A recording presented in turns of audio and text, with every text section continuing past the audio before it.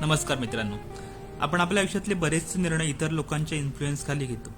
म्हणजे उदाहरण द्यायचं म्हटलं तर अगदी सुरुवातीला आपण आपल्या मित्राने घेतलेली साईड घेतो, आर्ट्स, कॉमर्स, सायन्स. आपण मित्रांनी केलेले कोर्सेस करतो. आपण मित्रांसोबत तू जाशील तिथे मी असं म्हणून मुंबई पुण्यामध्ये येतो. आपण नोकरीला लागल्यावर आपल्याला चांगले मित्र भेटले, चांगला बॉस भेटला की आपण तिथे राहायचा प्रयत्न करतो. काही वेळेस बॉस वाईट आहे म्हणून तडकाफडकी जॉब चेंज करतो. काही ठिकाणी मित्राने घेतलं म्हणून आपण घर घेतो. काही ठिकाणी घर घेतलं की सोसायटीतली माणसं चांगली नाहीत म्हणून आपण ते घर चांगलं असून विकून टाकतो.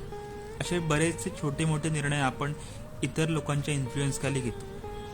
पण जर बारकाईने बघितलं तर ज्या माणसांमुळे आपण जे निर्णय घेतो ती माणसं आपल्या आयुष्यात त्याच्यानंतर काही वर्षांनी नसतात. ते आपल्या कॉन्टॅक्टमध्ये सुद्धा नसतात.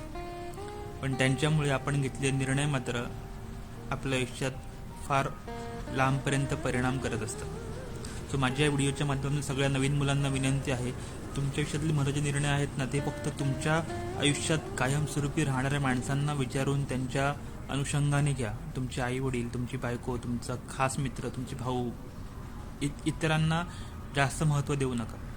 कारण बऱ्याचदा आपण टेम्पररी माणसांच्या सहवासात राहून परमनंट आयुष्य ठरवतो आणि हीच आपण सगळ्यात मोठी चूक करतो.